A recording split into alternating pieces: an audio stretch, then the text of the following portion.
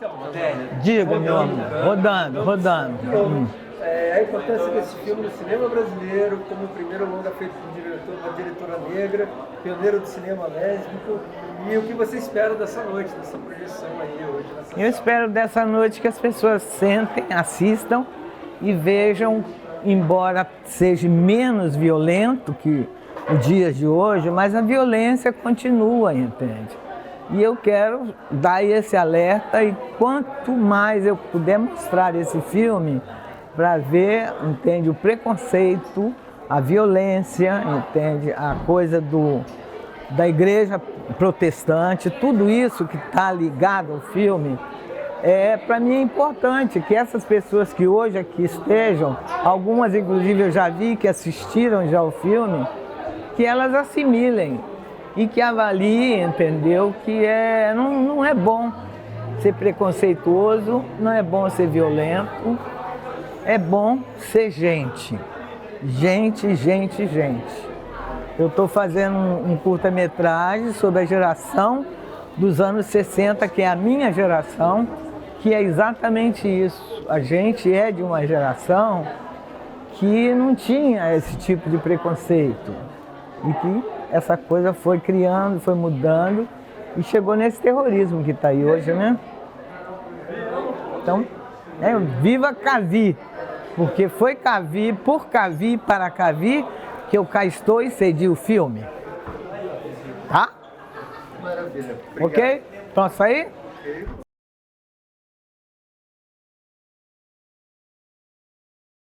Dizer para vocês que essa noite é uma noite especialmente importante entre todas essas noites especiais que a gente tem organizado.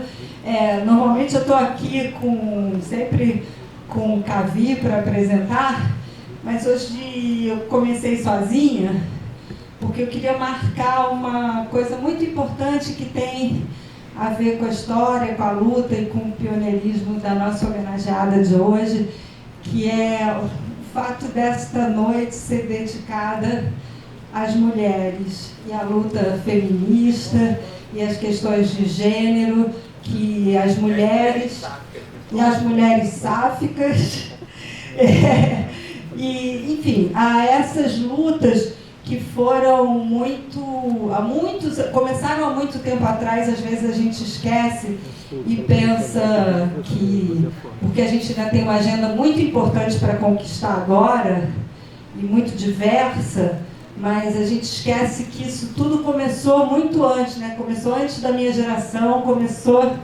na geração da Adélia, e Cavi, apesar de ser um homem feminino, talvez o nosso parceiro mais homem feminino que eu possa dizer, me deu a honra aqui de fazer essa abertura sozinha para dizer isso para vocês. Eu queria apontar só um detalhe dessa história. Eu sou sócia e fundadora do Estação, que tem quase 40 anos. Durante mais de 30 anos, o Estação foi dirigido por homens, pelos sócios homens do Estação. Faz 4 anos que são 2 mulheres sócias também desde o princípio, eu e a Hilda, que dirigimos o Estação. Isto tem a ver com uma longa luta. O que a gente achou normal durante 30 anos, a gente hoje sabe que não é, e muito também graças à batalha que as novas gerações estão travando. Então, dito isso, eu vou desejar uma ótima sessão para vocês. É muito importante que, além de poder fazer a homenagem que a gente quer fazer hoje, é muito importante que a gente possa exibir esse filme e lembrar que o Estação é um espaço de resistência, que mais do que nunca a gente precisa lutar pelo direito de dizer o que a gente quer dizer, fazer os filmes que a gente quer fazer e mostrá-los para as pessoas. A nossa luta hoje é a luta entre a civilização e a barbárie, e esse aqui é um espaço para a civilização, para a liberdade, para a diversidade e também para a confraternização, para a união, para o diálogo entre as pessoas. Assim sendo, com muita honra, em nome do Estação, do Cavi, da Cavídeo, e de todos que vieram antes da gente, que eu tenho o prazer de chamar aqui para se apresentar para vocês Adélia Prado, nossa grande diretora, pioneira no cinema brasileiro. Se você quiser abrir... Sampaio! Adélia Sampaio. Desculpa, gente, obrigada. É emoção só.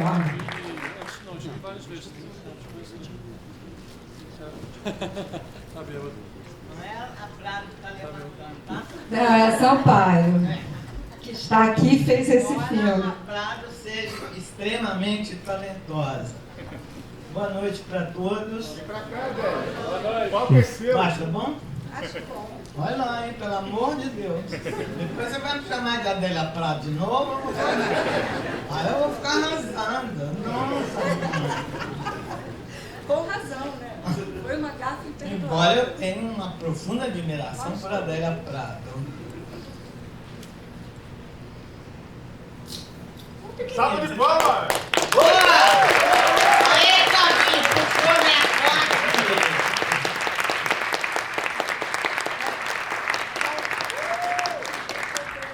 Cuidado pra fazer foto. E daí? Esse é o zoom. O da frente é mais foto. Segura pra ele. Claro. Agora foi você. Segura pra ele. Lógico também. Boa noite. Ó, lá vem ele pedindo luz. Esse menino não é bom não, esse menino. Bora, entendeu? Tá bom aqui, meu filho? Tá ótimo agora.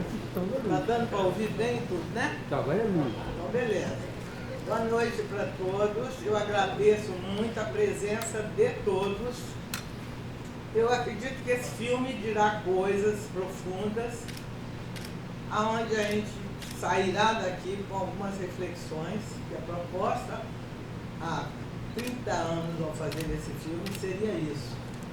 Embora a gente acredite que melhorou um pouco o preconceito, a violência, mas isso continua. A violência do tribunal, a violência com preto, tudo isso está implícito no filme. Então eu espero que vocês curtam, assistam, que é um filme que vou deixar não para vocês, mas eu estou deixando para meus netos. Meu neto, que hoje mais velho tem 22 anos, disse: porra, vovó, não mudou nada. Não mudou, você que não sabe, presta atenção.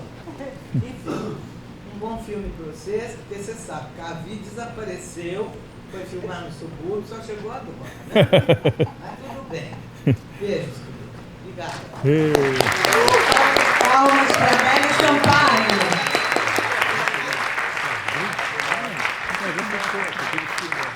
E agora, então, eu vou chamar o Cavi aqui para os tradicionais informes antes da sessão.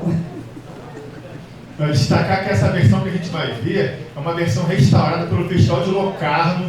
Acho que há uns 5 anos atrás a Adélia foi homenageada no Festival de Locarno, que é um dos maiores festivais de cinema de arte do mundo. E o filme foi recuperado, essa cópia em DCP. Não é aquela que está no YouTube que todo mundo vê lá embaixo, é uma cópia totalmente recuperada e eu acho que nunca foi exibido aqui no Rio. É a primeira vez, eu acho. Tenho dúvidas. A Adélia depois confirma. Lembrar que dia 7 de setembro, dia importantíssimo, vai ser exibido aqui O Deus e o Diabo na Terra do Sol, na versão 4K, que passou em Cannes, um curta antes também, uma carta para Glauber, vai ter o show depois dos filhos do Sérgio Ricardo, tocando a trilha sonora do filme, e dia 21 vai ter na sessão de 35mm Bye Bye Brasil, comemorando 60 anos de carreira do grande Cacá Diegues. Então, assim, é evento que não acaba mais. Mais uma vez, destacando aqui a presença dos jovens, estudantes de cinema, a nova geração de cinéfilos do Rio. Quem ainda não assistiu o filme da Adélia, levanta o braço. Aí, ó, 90%, Adélia. Nova geração aí te conhecendo aí com tudo. É isso, depois vai ter um debate. Tem a gente da equipe aqui, tem outras pessoas especiais também que vão falar aqui. Então é isso, boa sessão. Vamos nessa. Calma aí, deixa eu só... Só infernizar mais um pouquinho vocês, mas de novo agradecer a todo mundo que veio aí, especialmente a galera jovem aí, estava até comentando com a Adriana, né? Que hoje a juventude apareceu em massa e a velharada sumiu, né? Então, acho que mostra um pouco como é que o legado do cinema brasileiro está sendo reavaliado e como, né, está tendo movimentação aí. Então, pô, especialmente um filme importante desse para representações queer, representações negras do Brasil, sabe? Pô, é um filmaço, gente. Vocês vão adorar. É isso. E dia 7 é o nosso dia da independência aqui com Glauber e Sérgio Ricardo. Lembrem disso. A gente fora Bolsonaro!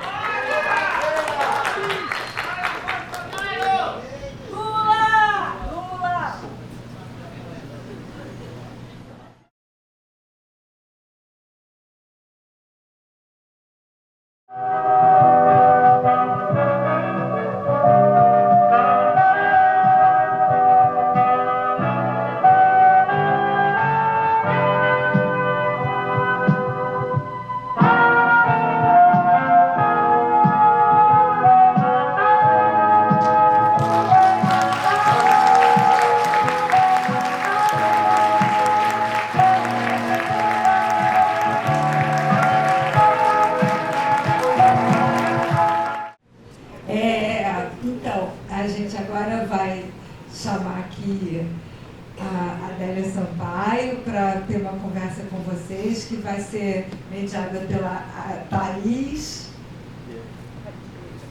Thaís Vieira, eu estou esquecendo o nome de todo mundo, gente. E além da Thaís e da Adélia, vão participar dessa conversa com a gente a Dulce Continentino, que é a figurinista do filme, que fez esse belíssimo trabalho. O figurino do filme é um espetáculo, eu queria que vocês reparassem nisso, mas é um espetáculo. E a gente vai chamar também a Érica Gavinho, que é advogada.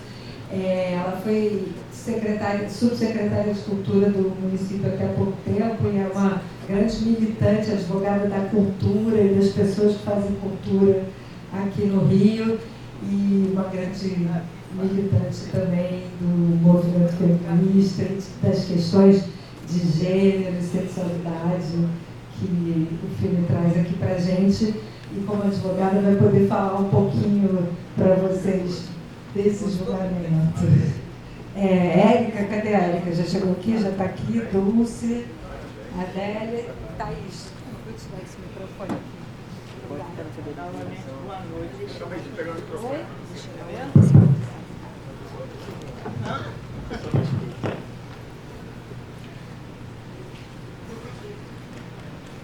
Eu estou aqui ao dispor de qualquer pergunta. Chega pra frente, gente. Mais pra frente, tá muito atrás aí, ó.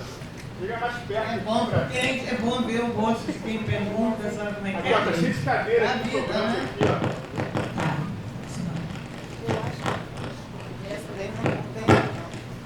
A gente vai usar só o microfone, tá? Que esse não está funcionando. É a culpa do Davi que foi filmar lá. Esse seu está funcionando. Está funcionando.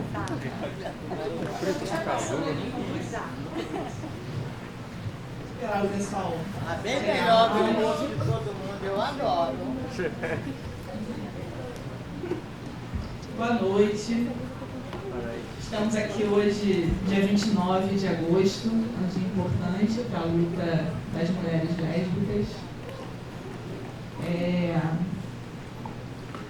Queria começar saudando também as mulheres que lutam aqui no Brasil, né? Leci Brandão, Valquíria Figueiredo, saudar Edmeira Exaltação, Neuza das Dores Pereira, a Neuza que organizou o Senale, né, dia 29 de agosto de 1996, hoje em dia se chama Senale de Bi, e lá as mulheres conversaram sobre o que é ser lésbica no Brasil, né? Foram mais de 100 mulheres do Brasil inteiro e falaram sobre visibilidade, saúde mental, estratégias de organização. E nessas estratégias de organização, o importante, né, é se unir, debater, ocupar espaços, como muitas mulheres lésbicas estão aqui hoje, ocupando estação. E é isso, assim, para começar o debate, com essa temática também, quero agradecer a presença da Adélia, da Du, da Érica. Eu acho... Desculpa, só um parênteses, na verdade, tirar o parênteses e só endossar também nessa mulher que vocês turma muito importante até para a temática do filme da Marielle também. Marielle, claro. Com certeza. E falando nisso, né, a gente pode falar, no caso até da Marielle, também a gente pode falar que foi uma lesbofobia, ela era bi, né, uma bifobia, mas no filme a gente pode falar também de lesbofobia, né. E para começar, Adélia, eu queria saber como foi essa aceitação do público em plena ditadura militar. Tudo que a gente viu nesse filme é extremamente atual. As mulheres que estão resistindo hoje são as mesmas, né, praticamente de 40 anos atrás, vai fazer o filme. Estou com 80, E é isso, assim, hoje a gente olha, a gente liga a televisão e vê esse fanatismo religioso, essa imprensa sensacionalista, esse sistema judiciário nada laico, com o cidadão de bem lá, né, fazendo geralmente um homem branco, hétero e tal. E aí, quero saber como foi essa aceitação do cidadão de bem naquela época da ditadura. Foi muito engraçado, porque claro que a gente brigou muito para realizar o filme, era todos cabeças em torno de uma proposta de fazer um filme onde a gente denunciasse coisas, né? Então isso, para estar no filme, precisaria ter coragem, já era na época assim. Então os atores que estão no filme, como Neuza Amaral, que foi assim, na época ela era uma star, né? A Neuza foi pedir para estar no filme. A Isolda Cresta, que faz um depoimento engraçado, que ela fala, parece homem de pessoas de televisão, é um pouco esquisito e tal. Mas essas pessoas, elas fizeram a diferença, porque foram pessoas que eu conhecia, mas eu não tinha consciência de como elas tinham consciência do que é fazer o seu papel como atriz, né? Monique não, porque a Monique era uma pessoa escolhida, que aliás é um belo trabalho de atriz.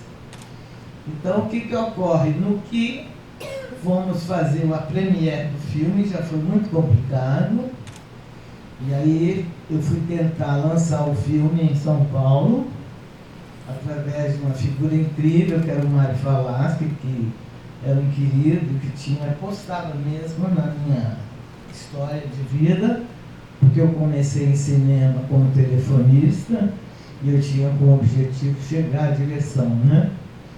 Então, ele foi ao Magalhães e o Magalhães disse, olha, a gente avaliou e tal, vamos botar o seu filme no cinema de filme pornô.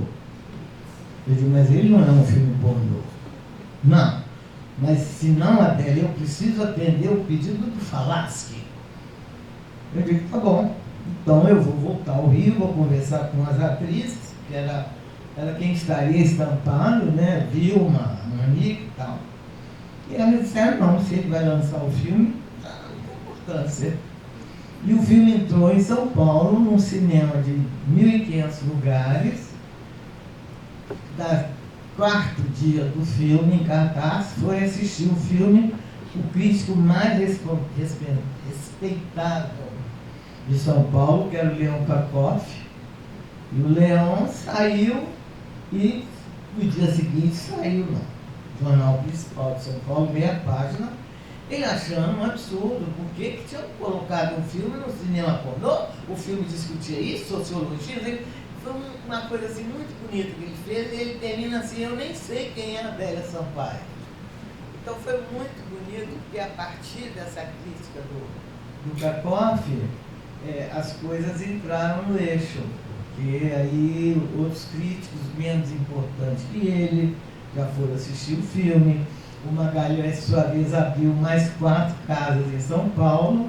Então, quando ele chegou aqui no Rio, ele já chegou respaldado, né? Já chegou bem. Mas a gente teve, sim, assim, vários atos de coragem. Na época, o filme tinha acabado de ficar pronto. E aí a Universidade Suan ia fazer um encontro num lugar terrível, que eu sou mineiro, eu sei o que é, então Caldas Novas, esse lugar é barra pesada. E lançar o filme lá, em portas abertas, um debate, eles pagariam pra gente um dinheiro. Aí o Lozeiro, depois de pronto, Aí o Lozeiro, que era muito amigo desse reitor, eu não me lembro o nome, que acabou que chegou mesmo, né? O Lozeiro disse, não, vamos, Lozeiro, vão jogar pedra na gente. Não, mas vamos jogar pedra, não sei o quê. Aí fomos e foi Monique, a Vilma, que a Vilma era muito audaciosa, né? E fomos lá, era Caldas Novas, depois ia passar em São Lourenço, 2 lugares esquisitos, entendeu? Esquisito, eu sou mineiro, eu sei que é esquisito. Aí tá bom. Depois que o filme acabou, eu estou vendo o pessoal entrando lá no hotel onde estávamos para fazer o debate. Eu digo, agora pronto, agora acabou. Aí uns bradaram, outros não sei o que, e de repente entrou uma senhora, levantou uma senhora no meio da plateia, com aqueles cabelos de lamê, meio azulado, coisa de chique mesmo. Aí ela disse assim, olha, eu quero dizer uma coisa, eu gostei do filme. Eu digo, ai que bom, porque há 3 anos atrás eu me neguei, eu sou professora de piano da cidade, eu me neguei a dar aula de piano para uma moça porque ela era homossexual. Se alguém aqui na plateia conhecer a Lindalva, por favor, digam a ela para me procurar que eu vou dar aula de graça para ela. O seu filme me fez ver a vida de outra maneira. Quando ela acabou de falar, eu disse assim, se alguém quiser jogar uma pedra, pode jogar, gente, porque para mim já basta, eu já atingi o coração dela, né? Mas foi muito bonito os debates, porque as pessoas tinham muito medo de falar, né? Muito medo. Hoje a coisa ainda é complicada, né? Mas é menos caótico de como era na época, né? Então o filme, ele foi solicitado por Lesbian Gay Festival de São Francisco e fomos sabotados, dentro da Embrafilme. Mandaram outro filme, não mandou o nosso filme, entendeu? Assim. Mas a Embrafilme chegou a... Não, porque você naquela época, para você sair com qualquer filme, você tinha que sair via Embrafilme. Ela deve saber disso. Você foi da Embra? Não, né? Mas tem alguém aqui que já foi da Embrafilme, sabe disso. Você tinha que passar pelo órgão competente. Quem poderia sair com o filme seria através da autorização da Embrafilme. E eu deixei tudo lá e nunca foi, né? O filme não foi. Então teve vários tropeços. Como o filme, ele por si foi sobrevivendo, né? E hoje, depois desses anos todos, porque ele é um senhor já no filme, né? Ele é meio idoso. Para mim é incrível. Antes da pandemia, eu viajei o Brasil quase todo, levando filme, reunindo com a galera que a mim me encanta muito, que é uma juventude. São outras cabeças. Isso significa que o país tem solução também, entendeu? Então, na verdade, o filme está aí, conta a história. É triste que ainda são coisas terríveis que acontecem, mas se cada um se propuser, entende, usar o seu veículo de vida, de comunicação, para falar as coisas sérias, entendeu? Eu recentemente sofri um negócio de internet, sofri uma demanda, que eu fiz um documentário, média-metragem, sobre o AI-5. Fiz com o jornalista Paulo Marcon, que é casado com minha sobrinha, E esse homem que falou que o AI-5, os adeptos dele todos serviram me matar, porque está no meu. Aliás, gente, quem quiser ver, eu disponibilizei no YouTube, canal, é só digitar Adélia Sampaio. Tá, não toda a obra, mas todo o filme que ela fez, essa velha senhora aqui, tá lá. Quem quiser ver, é bom, vale a pena. É bom para a saúde. Respondi, meu amor, o que você queria.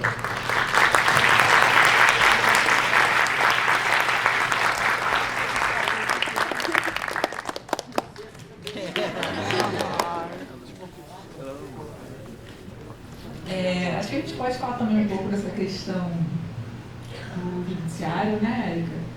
E podemos fazer um marco entre há 38 anos atrás e agora.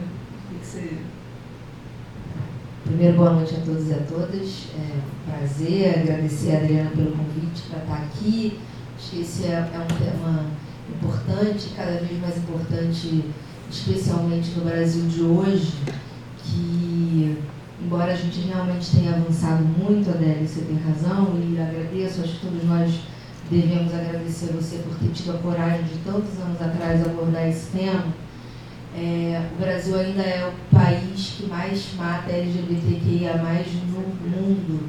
Então, isso ainda, apesar disso, depois de tantos anos, depois da Adélia estar contando as dificuldades que ela teve de fazer esse filme, de tratar dessa temática, a gente ainda mata LGBTQIA+, e isso é absolutamente impensável, inadmissível em pleno século XXI, quando a gente tem tantas outras desigualdades, tantos outros problemas que não só o mundo, mas em especial o Brasil precisa tratar.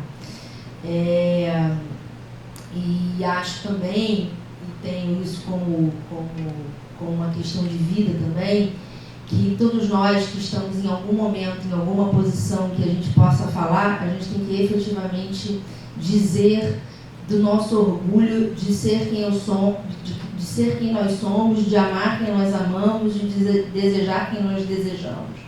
Porque só assim é que a gente vai conseguir mudando efetivamente a cultura na sociedade, para que as pessoas possam entender que a sua advogada, a sua médica, o seu médico, o seu dentista, a sua manicure, ela também pode amar pessoas do mesmo sexo e tudo bem, isso não tem o menor problema. Então, é importante a visibilidade por isso, que as pessoas possam cada vez mais, literalmente, sair do armário, sobretudo aquelas que têm alguma fala na sociedade, que são ouvidas por mais de uma pessoa, para que essas pessoas encorajem outras a exercerem plenamente a sua liberdade. Então, por isso eu acho importante encontros como esse. Bom, falar do judiciário, antes eu queria vou falar um pouco do judiciário, mas eu sou bem crítica, mas vou falar antes do fomento à cultura no Brasil, e aí um pouco do que a Adélia sofreu e o quanto é difícil hoje, porque a gente também vive no Brasil, especialmente no governo federal, um momento de retrocesso. A gente tinha, primeiro a gente não tem mais Ministério da Cultura, nós tínhamos o Ministério da Cultura. E quando nós tínhamos o Ministério da Cultura, a gente ainda tinha editais voltados para linguagens e temáticas LGBTQIA+, antirracistas, e hoje não há mais. Hoje a gente não tem mais isso. Inclusive, uma semana atrás, uns 10 dias atrás, eu vim aqui e assisti Marte 1, e os produtores então disseram aqui que foi um dos últimos filmes do governo Dilma, ainda antes do golpe, que foi beneficiado por um edital que tinha uma linha antirracista e que a produção, a direção e o elenco tinham que ser majoritariamente negros. Quem assistiu o filme viu uma coisa belíssima, importante, representativa. A sociedade brasileira é majoritariamente de mulheres e negra, então não é possível que a gente continue tendo nas telas uma outra visão que não a visão da nossa própria sociedade. Então, a importância da gente ter, por exemplo, linhas de financiamento públicos para atender a essas demandas, que são, obviamente, importantes. Bom, falar do judiciário... Bom, o Poder Judiciário, para mim, em especial, é um dos piores poderes da República hoje, lamentavelmente, não devia ser. Mas ele reproduz as mesmas desigualdades que os outros que a gente vê na sociedade, né? Ou seja, da mesma maneira que os políticos não chegam em Brasília à toa, eles não caem de Marte, eles são eleitos e eles saem daqui de dentro, os promotores de justiça, os juízes, os desembargadores, os ministros, eles também não vêm de Marte, eles saem daqui, né? Então, eu acho que a gente ainda está distante de ter um poder judiciário mais atento, obviamente, às nossas reais demandas e à nossa sociedade, exatamente como ela é, que é evidente, há pesquisas inúmeras, e eu não vou ficar me perdendo aqui, que o Poder Judiciário ele reproduz, né? Ele é machista, misógino, racista, né? Basta você ver quem está encarcerado no Brasil. Só você olhar os números de quem são os que estão encarcerados, a cor dos que estão encarcerados, o CEP dos que estão encarcerados. Se você olha para isso, não precisa ser especialista no sistema de justiça, não precisa ser especialista em teorias sociológicas para perceber que nós temos um poder que reproduz o massacre que sofre a população mais pobre, mais vulnerável e preta do nosso país. Preta principalmente. Preta principalmente. Portanto, é inegável que, enfim, ela é só mais um poder que reproduz isso. E a gente viu isso aqui no filme, e a Adélia retratou isso bem há tantos anos atrás, ou seja, passaram-se décadas e a realidade ainda é a mesma, né? O que tem de diferente hoje, obviamente, é que a gente tem, né, mais liberdade para falar disso, ainda que sendo atacados nas redes sociais, ainda que eventualmente alguém se sentindo no direito de processar você, ou seja, faz parte do jogo democrático. O problema, eu sempre digo, se você tem uma opinião e você é processado por ela, você pode ficar muito chateado de ser processado por isso. Agora, você não pode ter a sua opinião cerceada. Ser processado é uma consequência. Ninguém pode caçar a sua palavra. Se você falou algo que agrediu alguém, e essa, inclusive, é a jurisprudência hoje do Supremo Tribunal Federal, em razão da liberdade de expressão, inclusive da liberdade de expressão artística, não há censura prévia. Você quer fazer um filme sobre alguma coisa, quer escrever a biografia. Por tempo a gente teve uma discussão importante sobre a questão das biografias que se reproduziu, obviamente, em todas as outras formas de linguagem. Se eu quero escrever um livro sobre alguém, não tem censura prévia. Eu vou poder escrever esse livro. Se eu vou mentir se eu vou mentir no livro, se eu não vou falar exatamente a verdade, se eu vou omitir ou ressaltar algum fato mais para lá ou mais para cá, aí eu vou responder no campo civil, criminal, eventualmente. Mas o livro não vai poder deixar de existir por isso, não pode haver censura prévia. Assim como uma obra audiovisual e etc.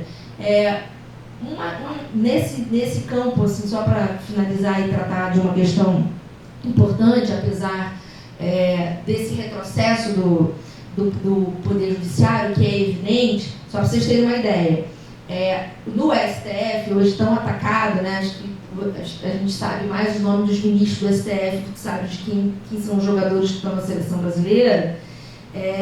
O STF hoje, que é muito atacado, o que é uma loucura, porque quando você, assim, esses ministros não eram nem para ser conhecidos, eram para ser pessoas aqui, porque senão a pressão é muito grande, o ministro não está lá para isso, eles estão lá para poder defender a Constituição, mas essa é uma outra discussão.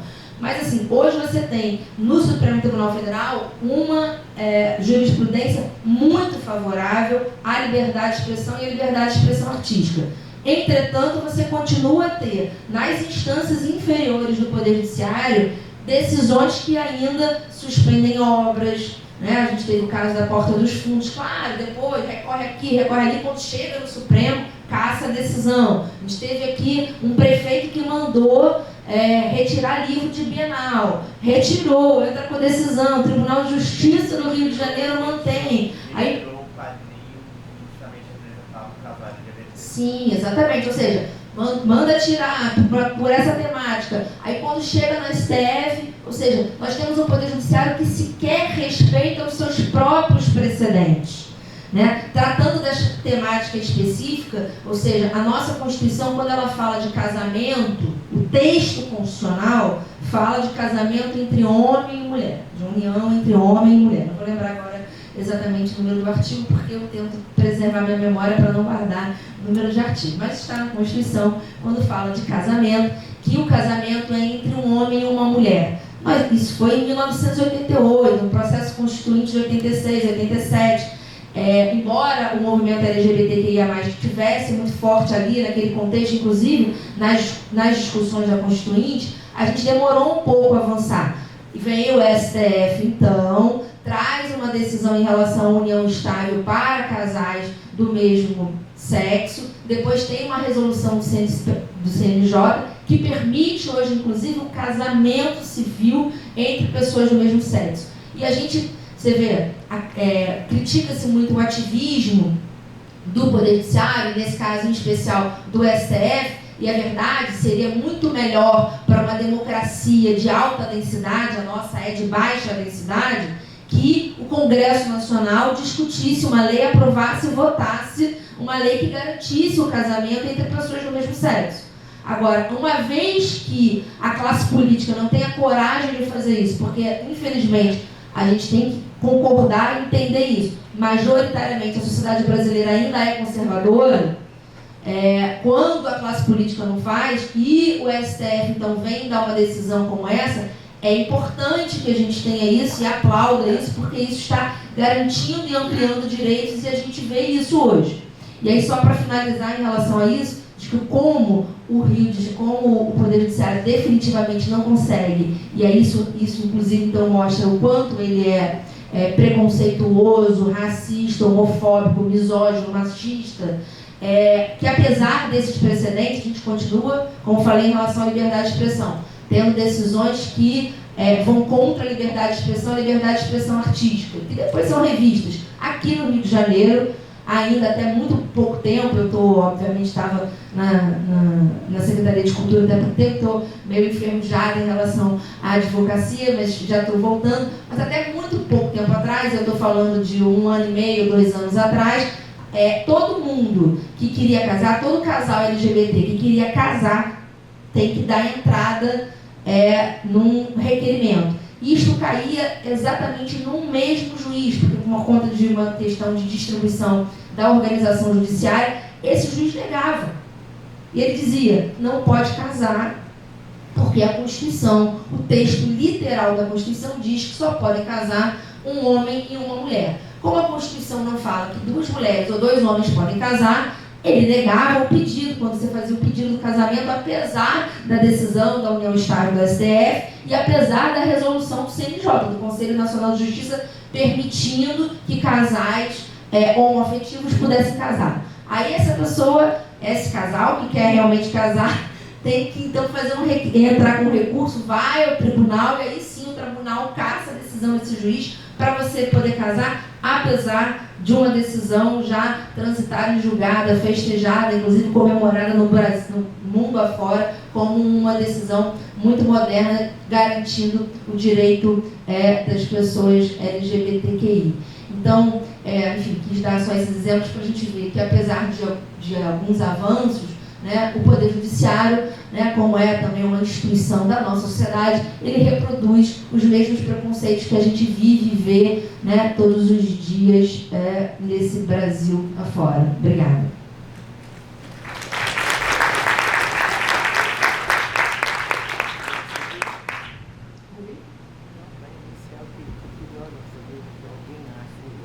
Então vou passar para o público direto,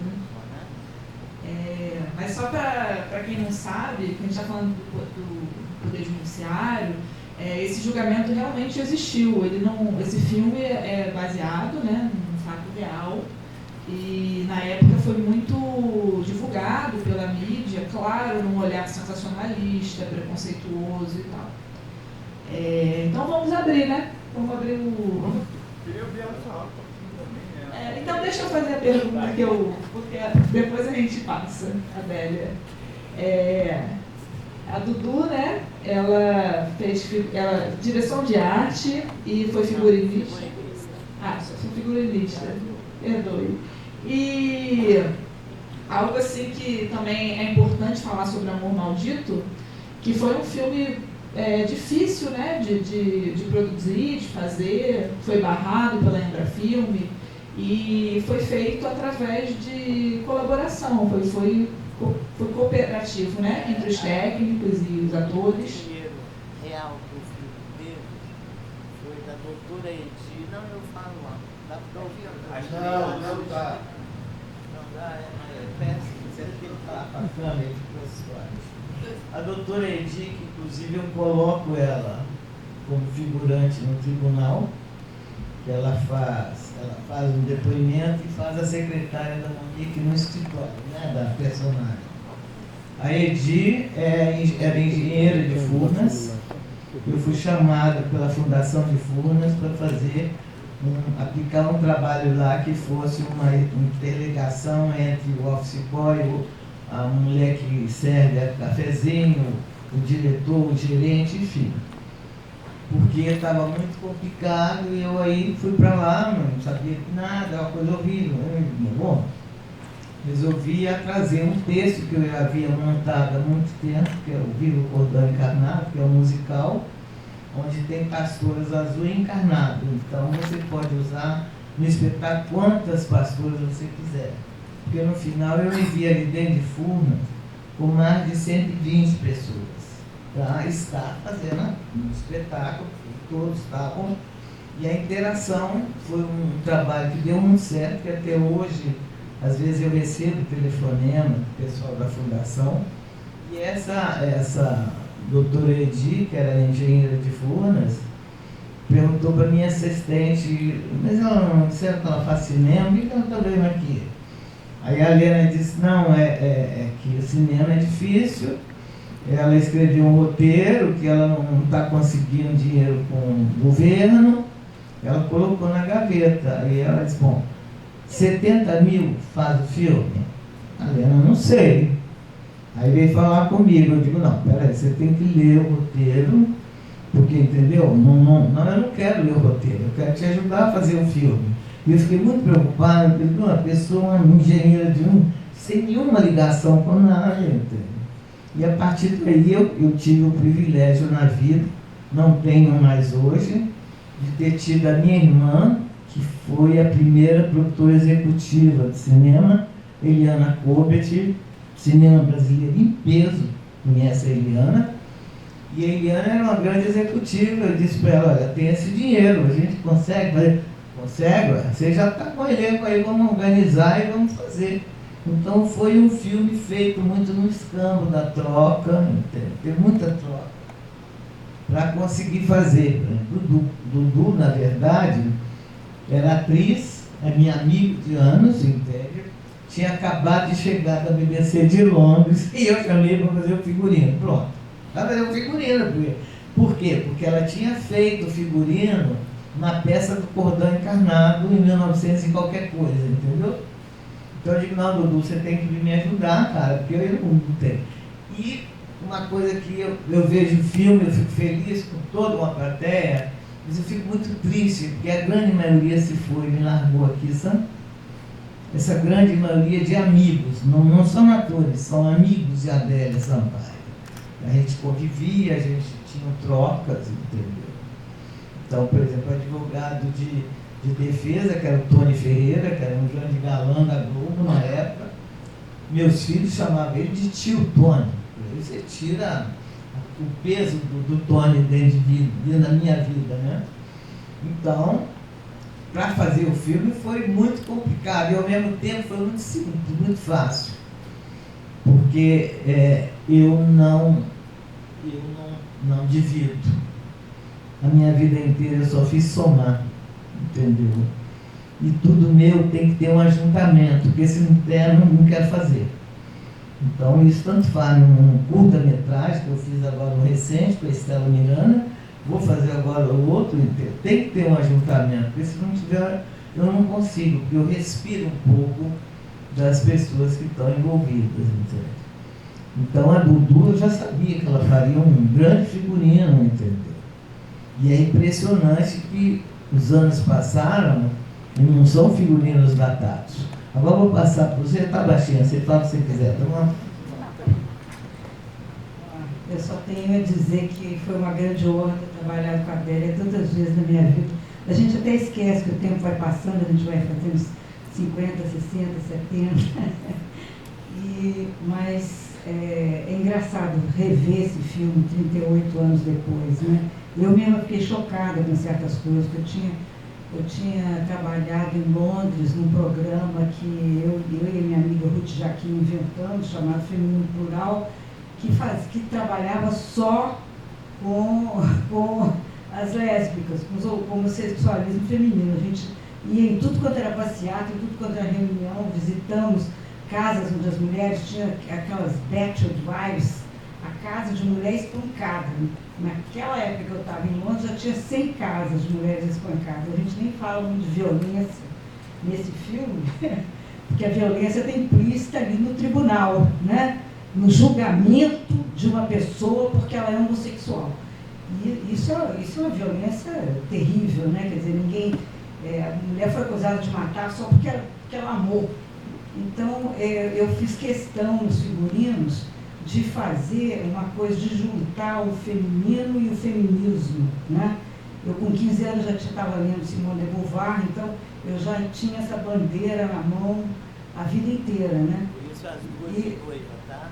As duas noivas, exatamente, não tem marido e mulher, eram duas mulheres femininas e feministas, né?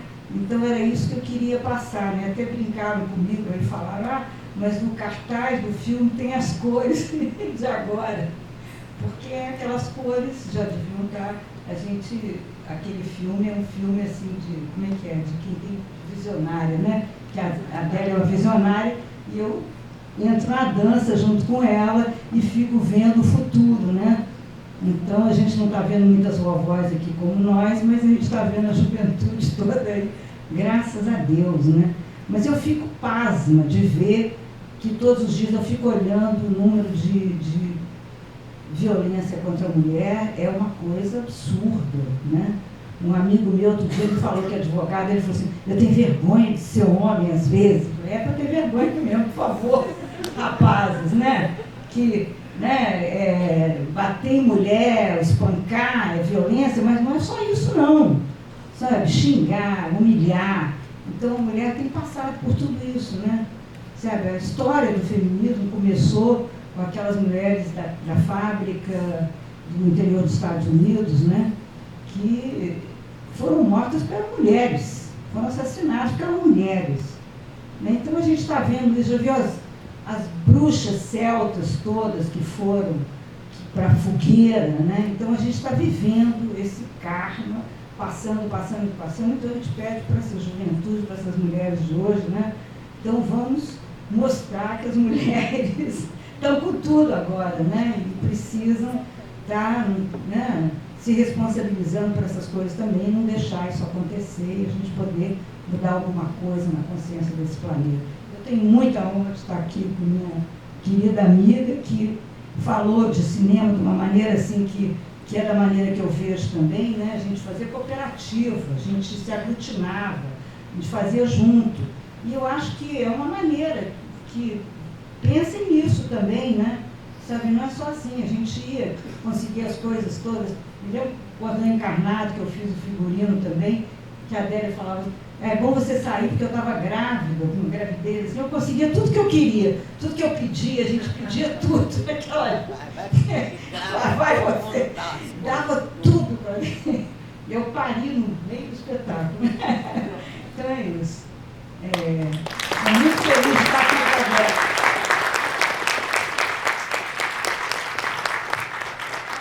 que eu acho interessante também, então, porque se a gente comparar o Amor Maldito com o Rainha Diaba, do Fontoura, Fontoura diz que foi muito difícil escolher um ator para fazer a Diaba, né? Que o ator... e o Milton Gonçalves aceitou... porque naquela época, né, era muito difícil você assumir, botar a cara, ainda mais profissionalmente. E o Milton Gonçalves, ele até fez uma reunião com a família para pedir para fazer o personagem.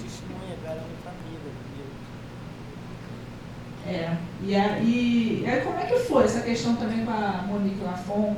Pelo visto, vocês já não tiveram esse problema, né? Apesar de... Não, pelo seguinte, que eu antes de conseguir chegar na direção dos curtas e depois do longa, eu fiz acho que 22 longa-metragens como diretora de produção.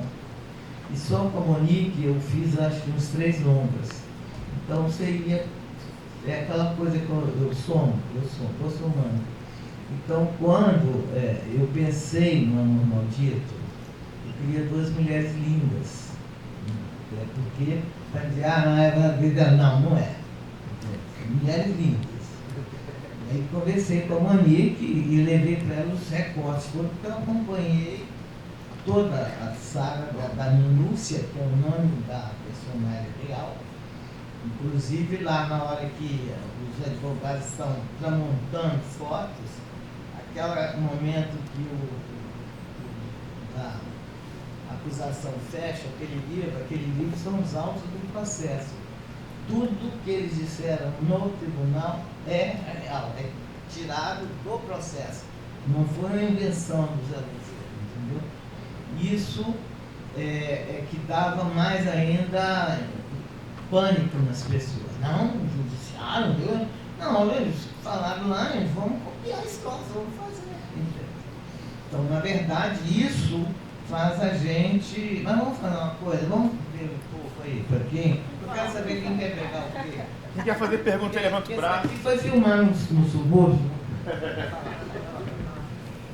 Gabi, você vai fazer produção do meu filme, tá, Gabi? Tá bom, combinado.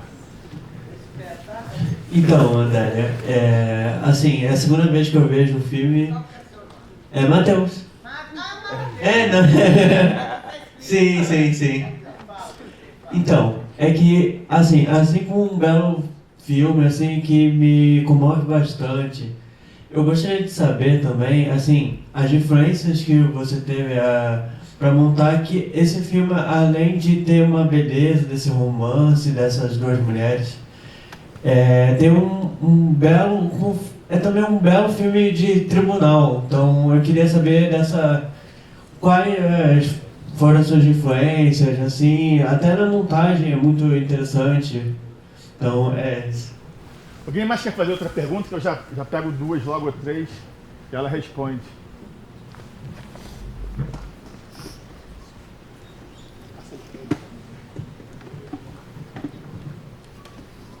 Oi, gente, boa noite. Meu nome é Theo. Isso. Primeiramente, Adélia, parabéns pelo filme lindo. Obrigado. Eu queria fazer a pergunta, na verdade, sobre a questão do tribunal. Se no tribunal de hoje em dia, né, considerando todas as questões que já foram abordadas, a questão do STF, né, que vai atualizando, né, se existiria a possibilidade de um advogado de acusação fazer essas acusações de existe a possibilidade de você ter matado por causa de uma relação homoafetiva, até que ponto relações homoafetivas podem entrar em tribunais, a diferença desses 38 anos, né? Essa questão mesmo de como se atualizou as leis. Então, deixa eu levar o microfone aí. Mais alguém quer perguntar? Vamos lá, essas 2.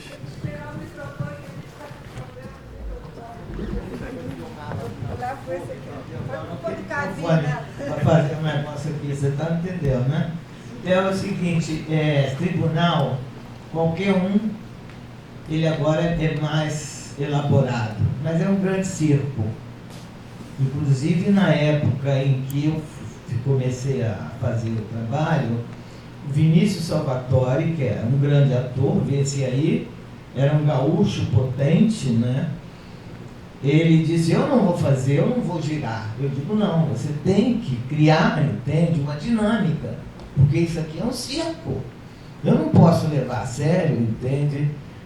E eu verifiquei isso anos depois, no Tribunal Militar da Marinha, onde estava sendo feita o julgamento de 5 jovens do NR8.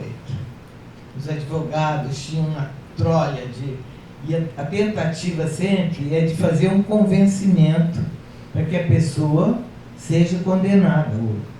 A vitória do promotor de justiça é fazer o cara ser condenado, quando ele não é. É realmente complicado. Então, e o que eles falam dentro do tribunal foi proferido para a personagem real, que era uma moça chamada Minúcia. Inclusive, quando nós terminamos o roteiro, eu e Lozeiro, nós procuramos ela, levando o roteiro para que ela lesse, que se tivesse alguma coisa no roteiro que a machucasse mais, ela não quis nem abrir. Ela disse, não quero, porque nada mais vai me machucar. Eu perdi minha família, perdi meu emprego, e aí fez uma série de coisas que tinham acontecido, desgraça na vida dela. Quer dizer, essas pessoas não pensaram, entende, que ia acabar com a vida dessa pessoa.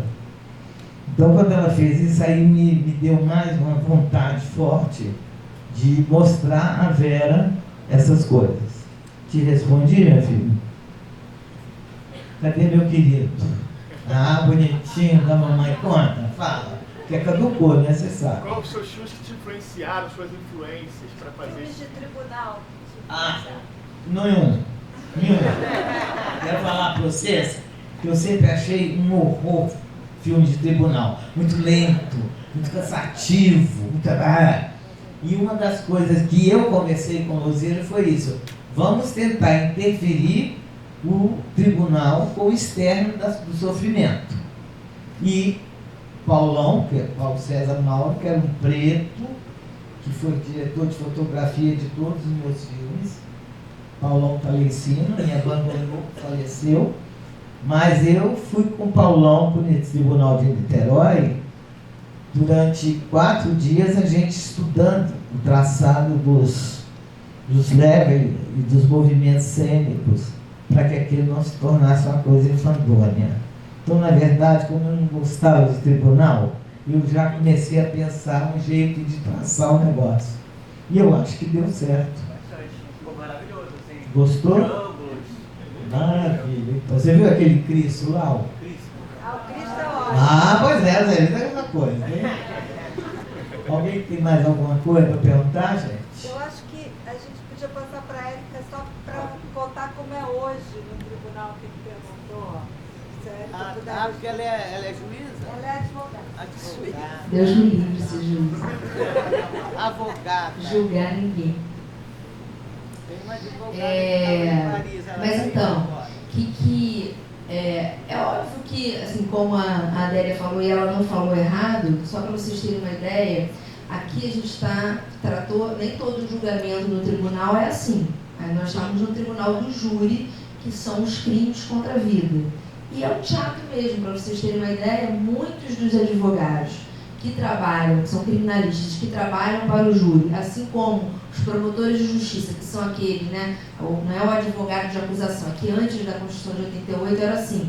Agora você tem os promotores de justiça, que é uma carreira de Estado. Muitos deles fazem aula de teatro. Fazem aula de teatro, porque aquilo é um teatro. Você tem que ter uma forma de abordar o júri, porque no fundo, quem julga ali são pessoas como nós. Quando você mata ou tenta matar alguém, você não vai ser julgado pelo juiz. Né? O juiz ele é um grande condutor do julgamento para garantir que as regras que estão nas leis sejam cumpridas. Mas quem julga ao fim é aquele conselho de sentença que eles chamam, que são pessoas do povo, que são escolhidas, que vão a uma sala e decidem se alguém é condenado ou não, se tem qualificador ou não do crime. Bom, a sua pergunta foi mais ou menos assim: será se hoje em dia uma mulher seria tratada daquela maneira? Não tem a menor dúvida que muito provavelmente sim. Continuam matando mulheres. Você vê a quantidade de feminicídio, você vê a quantidade os homens matam as mulheres, não são presos, né? Os delegados não fazem as perícias certas. Ou seja, eu não estou falando, quando eu falo do Poder Judiciário, eu não estou falando só do Poder Judiciário, estou falando do sistema de justiça como um todo, que inclui as polícias, que inclui o Ministério Público e, consequentemente, também o Poder Judiciário. Todos esses órgãos, eles reproduzem, né, o que a gente vê na nossa sociedade. Óbvio que é mais provável que hoje, porque nós temos telefone, gravação, tem televisão, dependendo do julgamento que tenha importância, né, televisiva, vai ser meio um absurdo alguém tratar mal uma mulher, vai dar um escândalo, mas já foi feito, já foi tratado dessa maneira. Né? Então, infelizmente, a gente ainda tem muita luta pela frente nesse sentido para diminuir essas desigualdades e para que esses órgãos não sejam reprodutores das desigualdades que a gente vê na nossa sociedade. Mais alguém? Só para lembrar dessa sua fala, a gente tem agora o documentário Pacto Vital.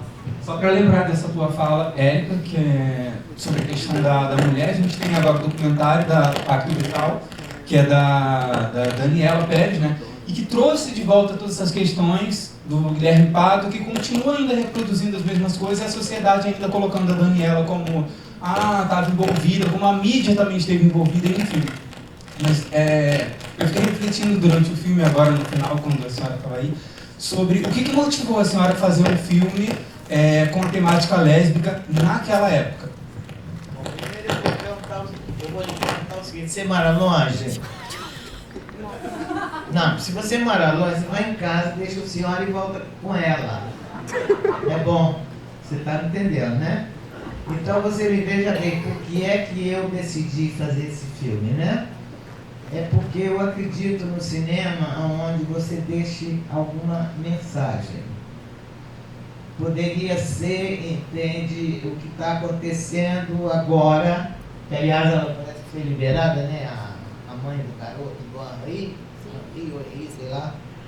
Isso seria um filme para mim, se eu fosse pensar. Outra coisa que eu posso te citar, fatos que aconteceram, é citar o Inici, que jogou pela janela, que como era o nome dele? Que tem uma advogada chamada Deoline, que foi casada com ele. Eu faria um filme lindo, porque eu acho que esses anjos todos que estão voando pela janela, temos que ficar atentos, porque são anjos que começam a vivenciar um valor vil da moeda, do metal, e não seguram, não são felizes, e é sobre isso. Então, na verdade, toda a minha filmografia está pautada nisso. Então, o meu primeiro filme, que é um curta-metragem, chamado Denúncia Vazia, eu li no jornal que um casal de velhos tinham aposentadoria, os dois, receberam a denúncia vazia, que foi uma lei violenta, criada na época, para atender desejo da especulação imobiliária, que receberam a denúncia vazia e verificaram que, para entregar aquele apartamento em 72 horas, eles não teriam dinheiro para alugar uma outra casa. Então foram o advogado disse que denúncia vazia, não existe defesa.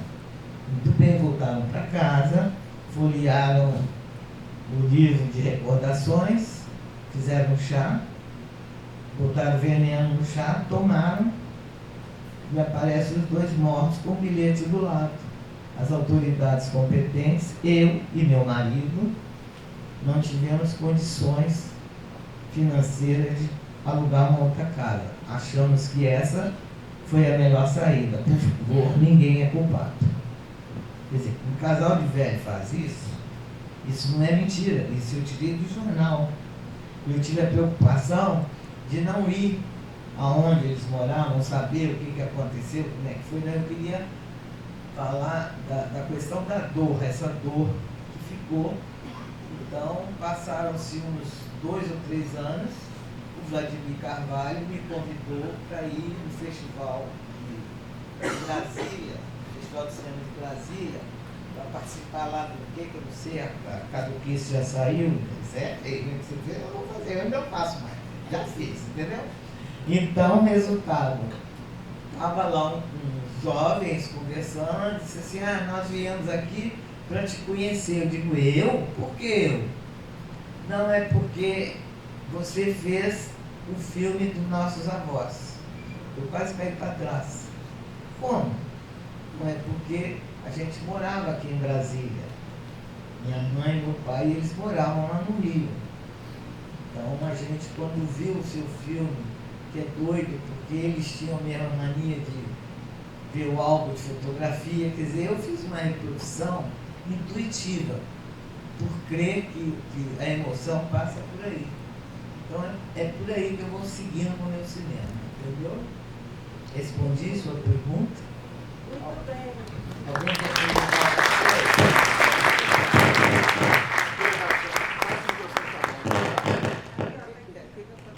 O outro tá... Você foi filmar lá.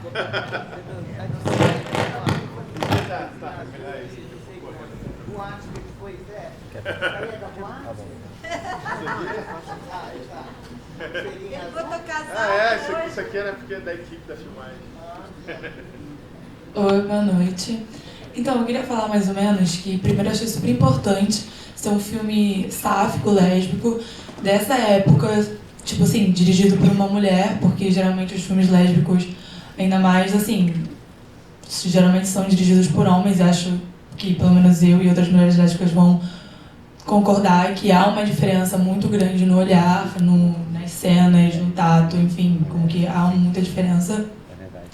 E queria saber mais ou menos se você tinha algum tipo de referência de algum filme lésbico, porque a gente sabe que, né, ao redor da história houve vários, inclusive, tipo, a gente estava até discutindo isso, tipo, tem um filme da Audrey Hepburn, Children's Hour, que lembrou um pouco, que é lésbico, né? E sei lá, se você tinha algum tipo de referência de um filme mais antigo para fazer esse, ou que, sei lá, você pensou assim de algum tipo... não sei como formular, tô nervosa, desculpa.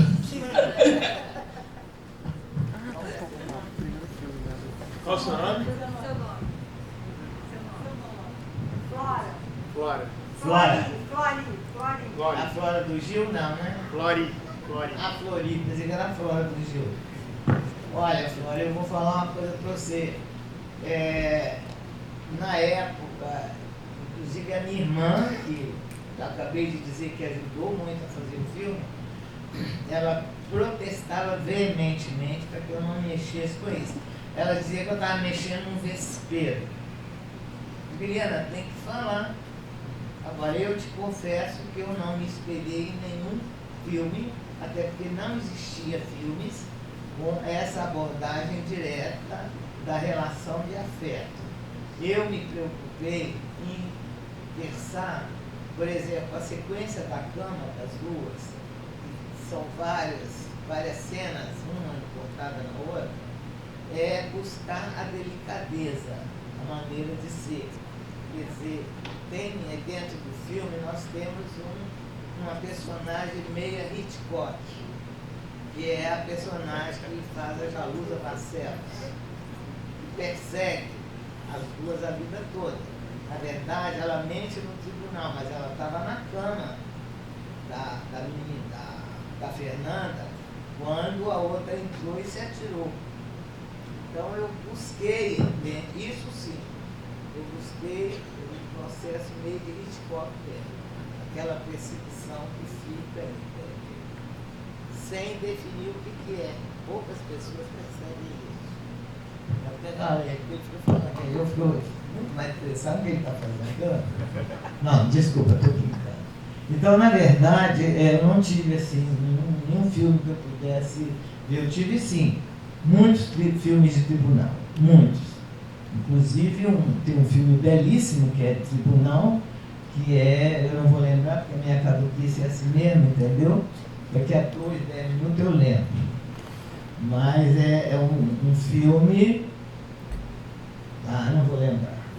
Um filme que não tem jeito. Caduquice é caduquice, sabe? Eu lembro até demais das coisas, né? Eu, por exemplo, estou com um roteiro de um curta para rodar, minha filha virou e disse assim: mãe, roda isso, hein? Pelo amor de Deus. Porque vai que você caduca. Eu não sou cineasta, eu sou figurinista. Mas é verdade, eu posso caducar de repente, entendeu? Então, na verdade, eu não sei se eu respondi a tua pergunta, mas é mais ou menos por aí que eu caminho, entendeu? Tá achando engraçado, né? Porque é isso mesmo. Mais umas perguntas ali, ó. Aonde? Deixa eu levar aqui. Eu respondi o... Respondeu. Né?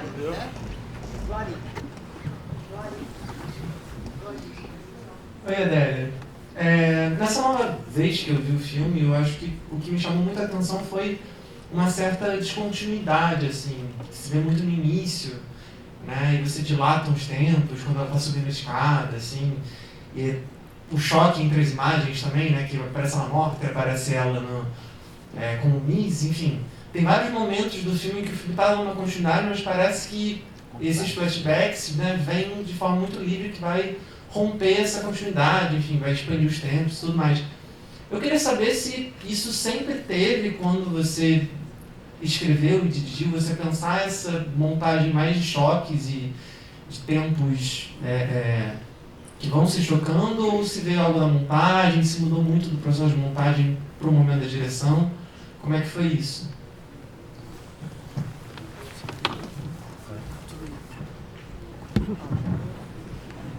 Fred, eu vou falar um tempo para você, começando pela escada, tá? Que eu vou e volto para a personagem, ela se vê, isso é uma licença poética da diretora. Eu acredito que a pessoa, quando comete um suicídio, que eu não vou cometer, porque já estou velha para isso, né? Eu acho que ela se arrepende. Aliás, dentro ela deve saber disso, existe quando tem uma balística que o cara, quando se atira, morre junto da parede, quando é jogado, mora longe, cai longe, não é isso? Então eu acho que uma pessoa, quando suicida, de repente ela se arrepende. E nada mais, pessoa mais que tem uma vida tão... Ela era alegre, né, gente? A Misa era alegre, a alegria era uma alegria sem fim. Arrependeu. Tem isso, sabe? E todas as vezes em que eu volto para a Monique, ela tenta, através do tribunal, aquilo também é uma licença poética. Eu acredito que quando a pessoa está vivendo um momento difícil ou sofrido, doído, ela não lembra de coisas ruins. Ela só lembra de coisas bonitas, alegres e fluviais. Essa, na verdade, é o que eu posso te responder. Será que respondi para você? Você entendeu? Eu trouxe mais coisas do que eu respondeu mais do que ele perguntou. Ah, foi? Tá vendo? É isso que eu faço, exagerada. Mais alguém? Cara. Vem mais pra cá, ó. Quem tá lá, cara? Vem pra frente, tá com medo? Olá, boa noite. Meu nome é Maria Luísa e primeiro eu queria falar que é uma honra estar ouvindo vocês falarem sobre o filme. E a gente que está começando agora, primeiro período de cinema, assim, muita inspiração. E a minha pergunta é assim, quando você fez esse filme, você tinha uma visão um pouco otimista para o futuro? E assim, é desanimador, tá vendo agora que muito não mudou?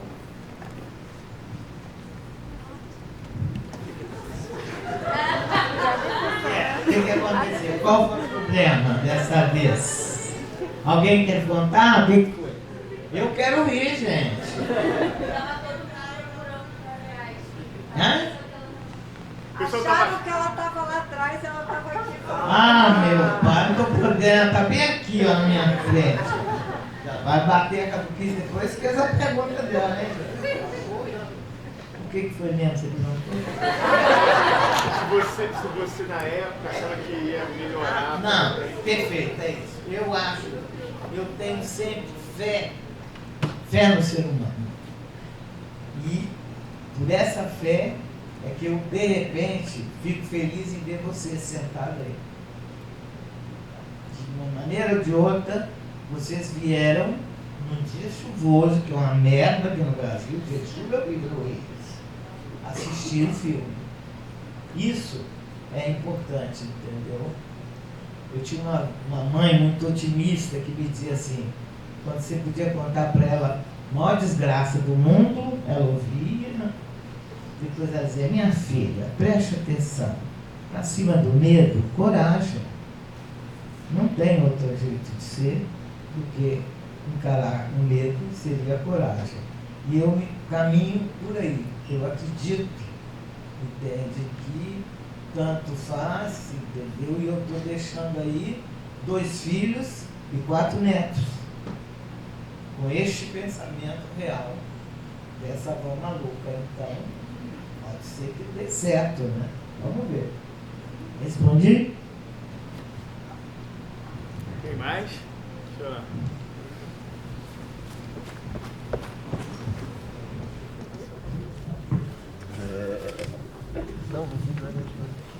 Meu nome é Stephanie, eu sou estudante de cinema, estou aqui.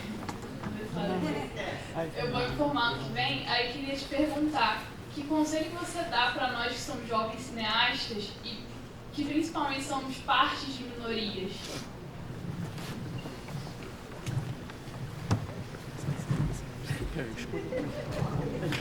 Atleta. Isso aqui dá, se desse querer, não. É aquilo que eu falo. Ó, deixa eu falar uma coisa para você. Tem uma realidade que eu digo em todos os lugares que eu vou. Nunca desista dos seus sonhos. Porque sonhar faz a gente chegar em algum lugar. Então, você que está começando, é importante, porque eu vou fazer um pequeno breviário para você entender por que eu estou dizendo isso. Eu sou filha de uma empregada doméstica, a patroa me trouxe para o Rio com a minha mãe, achando que eu ia ficar com minha mãe. De repente ela me levou, me socou num asilo no interior de Minas, e eu fiquei lá perdida, sem saber, e eu guardava o sapato que eu fui para lá, porque eu achava que a única coisa que podia me levar de volta para minha mãe seria o sapato, que é a poesia mesmo da criança. E quando eu fiz 13 anos, a minha mãe apareceu. E eu perguntei para ela, você apareceu porque não gostava de mim? Ela disse, não, porque ela comprou roupas para você, você pegou avião, essa coisa toda, e eu ganhava muito pouco e tinha que abater todo o mês o dinheiro, e não sobrava dinheiro para vir te ver. Foi quando ela me retirou do asilo, me trouxe para cá, e a minha irmã já trabalhava numa empresa, numa distribuidora chamada Tabajara Filmes, que distribuía filmes russos, e me levou para assistir um filme chamado Ivão Terrível. Primeiro eu não queria ir porque disse que ia ficar no escuro, eu tinha medo do escuro. E depois eu não sabia nem o que era um cinema. E quando abriu aquela tela, eu terminou o filme e disse para minha irmã, eu vou ser isso, eu vou fazer isso. E eu fiz isso. Entendeu? Então nunca desista dos seus sonhos.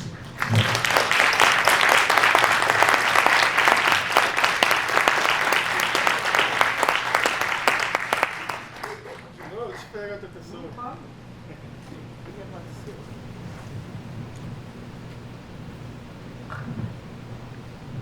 Oi, boa noite. Sou Érica. Eu queria perguntar qual foi, por que você decidiu que o primeiro momento íntimo entre as personagens principais fosse um momento tão surrealista, assim, uma cena delas na mata, tomando um banho. Eu queria saber qual foi a decisão. Perfeito. Vou lhe dizer. Sabe por que isso? Isso volta a ter o discurso da visão poética do mundo. Ela, a Miss, era uma pessoa promíscua. A outra, a Fernanda, era uma executiva que amava mulheres. Então, é toda uma viagem da cabeça da Miss. Enquanto a outra está lá, escovando os cabelos, esperando aquela saia do banho.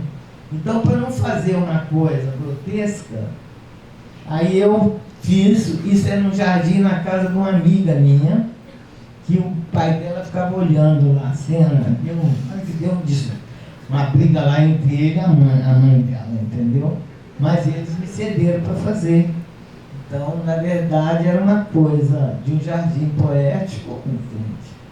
Aonde essa Miss já desenhava uma possibilidade de ter uma relação com a Fernanda. Me expliquei, respondi para você? Uma boa pergunta. Observação. Mais alguém, gente? Tem um monte de gente aí. Caramba! Ninguém queria fazer, agora todo mundo quer.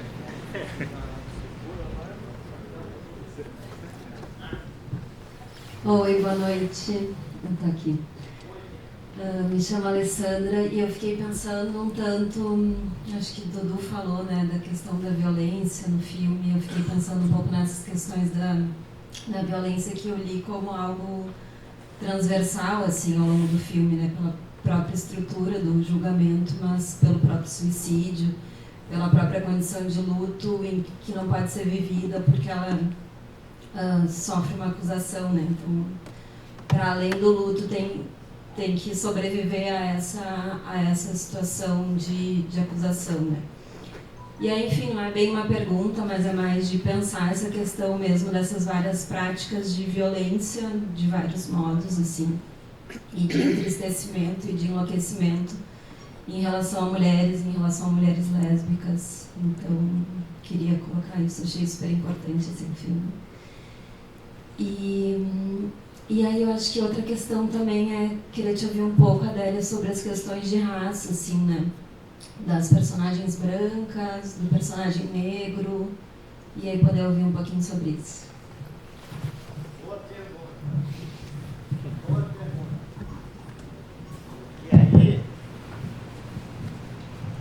eu vou ser obrigado a te dizer que é uma questão de melanina, mas a Vilma Dias é filha de negros, com uma negra baiana com inglês, mas ela é negra. A Vilma, inclusive, acompanhava os movimentos de negro comigo. Aí tem o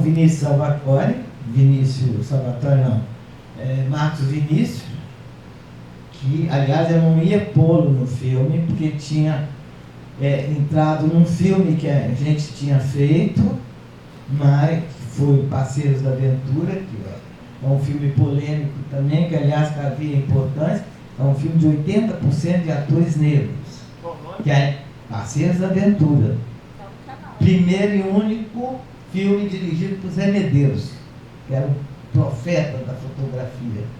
E na época eu comprei a briga com o Zé Medeiros, entramos na Embrafilme para pegar o financiamento, por ser ele, Zé Medeiros. E aí o Marco Aurélio Marcones me chama lá e disse: olha, Adélia, tem que mudar isso. Eu digo: mudar o quê? Não, tem 70% de negros aqui. Negro não vende. Eu digo: o quê? Você está falando isso comigo? Aí foi um bafafá danado, porque eu sou espanha mesmo. E aí eu digo: não vou tirar. E aí ameacei ir para o jornal. Nessa época o pai dos meus filhos era um jornalista que era editor da Block. Eu já ia soltar. Então, uma confusão. Resolveram recolher a informação e dizer: não, deixa. Quando saiu a relação da Embrafilme, o menor financiamento era o nosso. Mas a gente continuou e fizemos um filme que tem 70% de atores negros. Qual ano isso? Isso foi em 90. Vou pesquisar aí. Tá, no meu coisa eu posso mandar para você. Posso mandar para você, parceiros. É um filme. Milton Gonçalves faz o papel principal. Dá um show.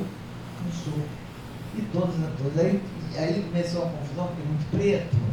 Aí, por exemplo, Zózimo Bubu, que não tinha papel para ele fazer, porque ele era meio príncipe, ele virou lá um cara que fazia uma figuração e dava uma cusparada. Todo mundo queria estar no filme. Aí o filme aumentou, em vez de 70%, virou quase 90%. E vale a pena. Parceiro da Aventura vale a pena, mesmo. Bom, mas eu estava falando sobre a questão da melanina, né? Então, na verdade, o que ocorre? Eu fui agora no Festival de Santos, que eu ganhei um prêmio aí, um curta-metragem, chamado Um Olhar de Dentro, que é uma reflexão sobre sobre a minha geração, que é a geração dos anos 60. E quem faz a personagem é a Estela Miranda. Aí diz assim, mas você dirigiu, você escreveu, por que tu não botou uma negra? Não, porque a Estela Miranda é a personagem certa e perfeita para isso. Então não existe. Se tivesse na época, entende, a Monique fosse preta, ela entraria pela Monique, pela beleza e pelo talento. Porque isso todo mundo fala em voz una. É o melhor trabalho de Monique Lafon. E é verdade. Porque não é fácil você tocar uma longa-metragem sentada numa cadeira. E ela faz isso divinamente. Né? Então, essa coisa desse discurso de tem que ter preto, não, eu faço uma briga desde 90, que eu acabei de falar aqui com o Cavi, e vocês poderão ver, porque o Cavi vai exibir aqui, eu vou ter o direito para passar aqui. Eu já brigo antes de começar o discurso do negro isso. Não, eu já brigo há muito tempo, muito antes de Zózimo Gugu, você quer saber. E eu sempre brigando e colocando como uma mulher negra que vai chegar. E aí cada vez que eu chegava era um problema. Imagina você, não era fácil. Mas eu cá estou falando com vocês, tem igual uma boiota, fazer o quê, né? Quem mais fala alguma coisa? Davi que foi filmando isso tudo. Vai ficar com as perninhas boas, hein? Nada, tudo bem. Mais alguém, gente? Esse aqui, ó, mais Vai, filhão. Vamos fazer a última, 11h30? Última pergunta. Bom, boa noite. Me chamo Heron. Eu não sei se eu vou conseguir formular muito bem essa pergunta, mas eu acho que é um pouco pessoal, talvez, também. Não sei se eu vou ser um pouco... Talvez até um pouco grosseiro, não sei. Mas sobre a questão da religião, sabe? Eu achei bem interessante o filme, que a religião é algo bem pesado em cima, sabe? De todos os personagens, a sociedade, claro, né? A gente sabe que na sociedade a religião é muitas vezes nociva também, né? Eu achei muito interessante e eu queria saber se tem algo autobiográfico também nisso, sabe? Claro, né? Deve ter, provavelmente. Mas é isso. Essa é a minha pergunta. Rapidinho, espera que eu essa não.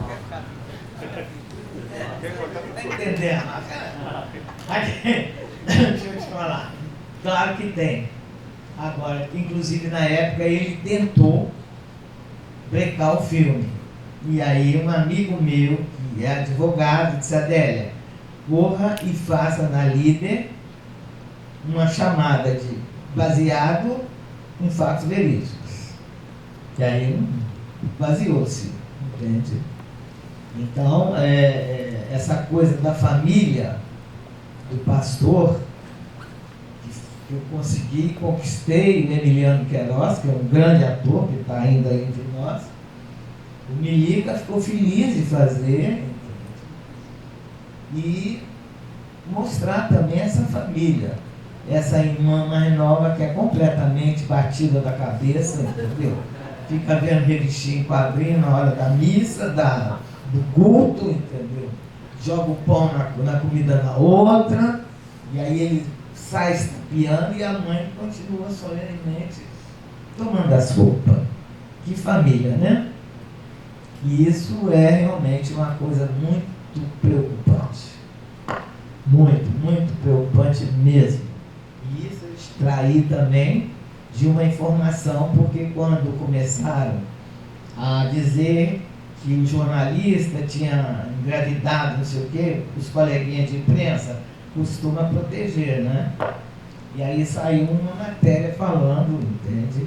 Que o pai dela era um devasso, não sei o quê, você vê que ele tem um estilique lá no coisa. A gente entra na discussão dele com uma nobre figura que é a atriz, que é maravilhosa, entende? Que dá uma credibilidade, mas na verdade é isso mesmo. Então ele não pôde brecar nosso filme, mas ele tentou. Tivemos isso também. Porque aí você, quando começa a mexer no vespeiro, você tem que estar ligeira. Você tem movimento rápido para poder não cair, senão a gente derruba. Você é um pastor da época? Tá aí o mais famoso que nós temos, tá, Cavi? É o mais famoso que nós temos, viu? Tem essa coisa importante no filme que é mostrar como a religião, que é um fenômeno social, né, do que o homem, enfim, que a humanidade desenvolveu para se expressar de alguma forma, ou para ter fé, ou ter esperança na vida, compreender a sua própria existência, mas como a religião tem esse lado perverso, que é a ligação entre o poder masculino e a violência, o autoritarismo, né? O filme já fala disso tudo, que hoje é uma questão tão importante, né? A religião como poder político, né? Como poder autoritário. Eu acho que isso era um comentário que eu queria fazer, assim, porque é muito atual, né? É muito atual, porque na verdade essa violência, né?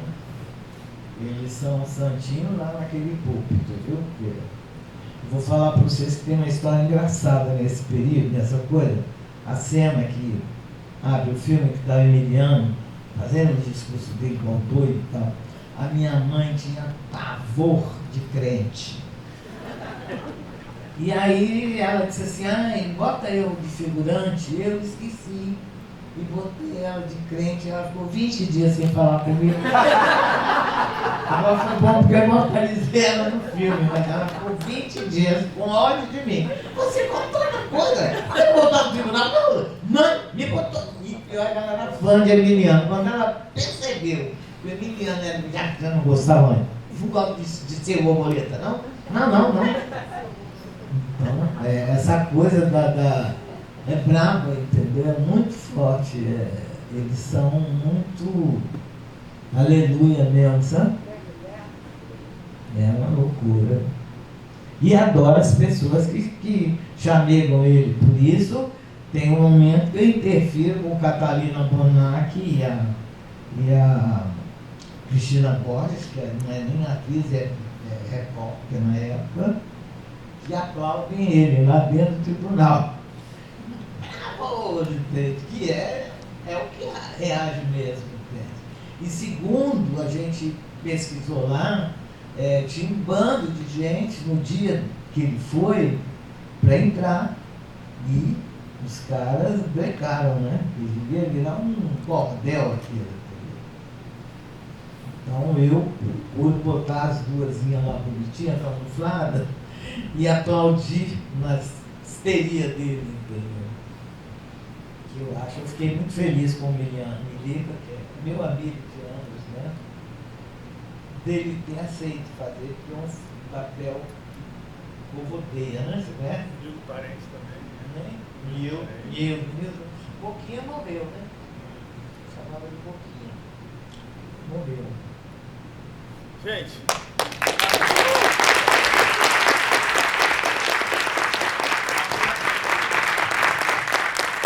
Muito obrigado, gente, obrigado. Bravo! Viva! Obrigado, gente, valeu. Lembrando, então, nossos eventos aí rolando, vários, realmente tem uma pré-estreia, né? Tem tanta coisa, né, que eu já nem lembro qual é a pré-estreia de amanhã. Fábrica de Golpes, na verdade é uma sessão especial de um documentário que discute o papel da mídia no processo de impeachment da Dilma Rousseff e tudo que se desenvolveu depois. Se vocês quiserem vir, será um prazer recebê-los de novo.